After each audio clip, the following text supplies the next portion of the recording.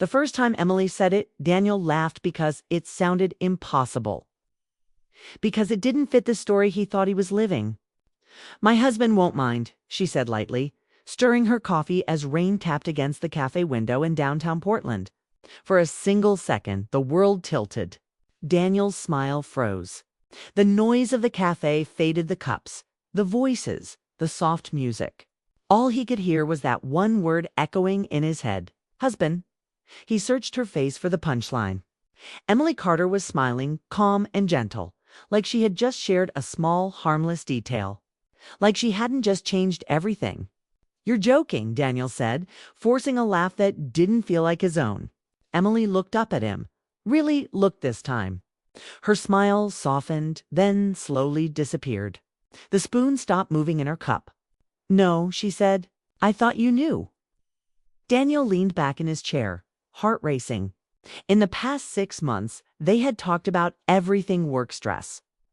Childhood dreams, favorite movies, fears they rarely admitted out loud. They met every Tuesday evening, always after work, always here. He knew she loved old love songs and hated loud parties. She knew he had moved to Portland to start over after a quiet heartbreak. But never once had she said she was married. "You never mentioned him," Daniel said carefully. "Not once." Emily looked toward the window, watching the rain slide down the glass. "I didn't know how." The answer landed heavier than a lie. Daniel tried to breathe normally. He reminded himself to stay calm, to be respectful. Still, his chest felt tight. "You don't wear a ring," he said. "I stopped," she replied. "A while ago." That made Daniel's thoughts spin faster. He stood up, then sat back down, unsure what to do with his hands. He wasn't angry. He was confused and disappointed in a way he hadn't prepared for. In his mind, every shared smile replayed with a different meaning. Every moment he thought was building toward something now felt uncertain. "I should go," he said quietly. Emily nodded. "I understand." He left the cafe without finishing his drink, stepping into the cool Oregon air. The city lights reflected off wet streets. And people hurried past him with umbrellas and headphones, each carrying their own quiet life. Daniel walked without direction, his thoughts tangled. He kept asking himself the same question. If she was married, why did everything between them feel so real? The next week, Emily didn't come. Daniel arrived at the cafe on Tuesday at their usual time and felt foolish the moment he sat down. The chair across from him stayed empty. He checked his phone too many times, pretending he wasn't hoping. She didn't text. She didn't call. He told himself this was for the best. Whatever he thought he felt, whatever he imagined, it had crossed a line without his permission. He respected marriage. He respected himself. Still, the silence hurt more than he expected. 2 days later, his phone buzzed. "Emily, I owe you the truth. Can we talk?" They met at a public park near the river, a place open and honest where nothing could be misunderstood. The leaves were turning orange and gold, the season shifting without asking anyone's permission. Emily stood when she saw him, her hands folded together like she was holding herself steady. "I never meant to mislead you," she said right away. "I just didn't know how to say it without losing you." Daniel didn't answer. He waited. She told him about Mark, a marriage that started with love but slowly turned into habit. 2 people sharing space, not connection. No anger, no cruelty. Just distance that grew so slowly it felt normal until it wasn't. "I stayed because it felt safer than change," Emily said. "Because leaving felt like admitting I failed." Daniel listened, his emotions divided. Part of him understood. Another part of him guarded his heart. "I can't be part of this," he said gently. "I won't be someone you escape with." Emily nodded, tears in her eyes. "I know. That's why this hurts." They sat in silence, the river moving beside them, time passing without concern. Daniel felt the weight of what could never be, and the danger of what almost was. Before they parted, Emily spoke softly. "I just wanted you to know it mattered to me. All of it." Daniel watched her walk away, feeling both relieved and hollow. that night alone in his apartment. He stared at the city lights and wondered how something that never truly began could feel so hard to let go. And somewhere deep inside, a quiet thought refused to leave him alone. Sometimes, the most dangerous feelings are the ones that arrive before the truth does. The message came late in the evening, quiet but impossible to ignore. Daniel's phone buzzed while he was sitting on the edge of his couch, scrolling through emails he didn't really care about. Her name appeared on the screen, and for a moment, he froze. "Emily, I chose honesty. Finally, if you're still willing. I'd like to start again, properly." His heart skipped a beat, and he stared at the words, unsure if they were real or some trick of his tired mind. He reread it, slow this time, letting every word sink in. She wasn't asking for a casual talk. She wasn't asking him to forgive a joke or a misunderstanding. She was offering a chance to begin, clean and honest.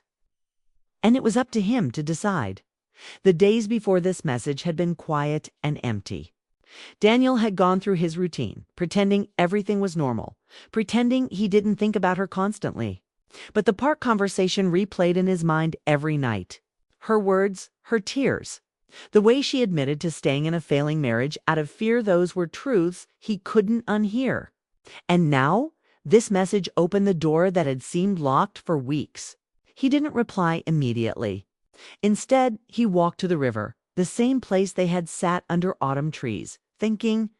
The city lights reflected in the water, and for a moment he imagined her there beside him, just as she had been. He let himself feel the longing he had buried, the connection he couldn't explain, and the hope that maybe, just maybe, they could have something real. The next morning he found himself making a decision. Emily's words had stirred something in him, a feeling he hadn't been willing to name before, that he wanted her. Not in secret, not in fragments, but as someone fully present in his life.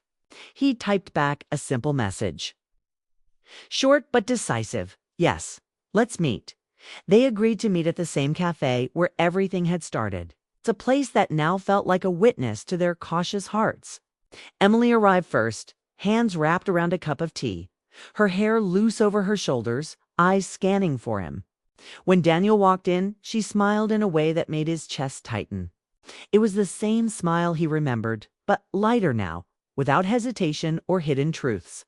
They sat together, closer than before, and for the first time in months, conversation flowed without caution. They talked about books, music, and dreams. Still safe topics, but there was a new layer. A shared understanding that hadn't existed before. Emily spoke about the decision she had made. She had ended things with Mark properly, with respect and honesty, not in anger or resentment. Daniel listened, absorbing every word, feeling the relief that came with knowing she was free to choose. He realized that her honesty wasn't just a gift to him. It was a gift to herself. She had found courage, and that courage allowed him to see her in a new light, strong, vulnerable, and ready to take a chance. As the afternoon passed, the air between them shifted. There was a subtle intimacy in the way they listened to each other, in the way their hands occasionally brushed over the table, in the small laughter that escaped when one of them recalled a shared joke. It was gentle, mature, and entirely different from anything Daniel had felt before. There were no shortcuts, no forced confessions, only the slow, careful building of something that felt like it could last, walking through the city afterward. They didn't hold hands immediately. Instead, they walked side by side, comfortable in silence, absorbing the moment. Every step was a decision. Every glance, a quiet acknowledgement of feelings that had grown in the shadows but were now stepping into the light. Daniel realized that love wasn't always about grand gestures or dramatic confessions. Sometimes it was about showing up, being present, and trusting that the other person was doing the same. Over the next few weeks, they met regularly, their connection deepening naturally. Daniel saw her laugh freely, unburdened by past obligations. And Emily noticed how he cared in small, consistent ways, never rushing, never pressuring. They shared dinners, walks, and quiet evenings, talking about everything from childhood memories to hopes for the future. The walls they had both built were slowly coming down. replaced by a sense of belonging neither had expected but both had hoped for. One evening, as they sat on a bench overlooking the river, Emily turned to him and said softly, "I was afraid to tell you the truth before because I didn't want to lose you. But I see now that honesty was the only way we could have this." Daniel took her hand in his, the warmth of her skin grounding him, reminding him that the risk had been worth it. He squeezed gently, replying, "We're here now. That's what matters." The tension that had once existed between them, the uncertainty, the fear of crossing lines, the unspoken attraction had transformed into something steady and real. Daniel realized that the pause, the heartbreak, and the waiting had all led to this moment of clarity. Love, he thought, wasn't just about passion or timing. It was about courage, about choosing to step forward when the path was unclear, about trusting that the other person would meet you there as the sun dipped behind the skyline. Casting a golden glow over the water, Emily rested her head lightly on his shoulder. It was a quiet gesture, yet it spoke volumes. It was trust, comfort, and the quiet thrill of connection all at once. Daniel closed his eyes for a second, savoring the feeling. Nothing about their journey had been easy, but nothing worth having ever was. They didn't need words to fill the silence. The city around them buzzed softly, life moving on. But for Daniel and Emily, time felt different. It was theirs, shared in a way that was real and lasting. The mistakes of the past, the fears, the hesitation, they were there, but they no longer had power over the present.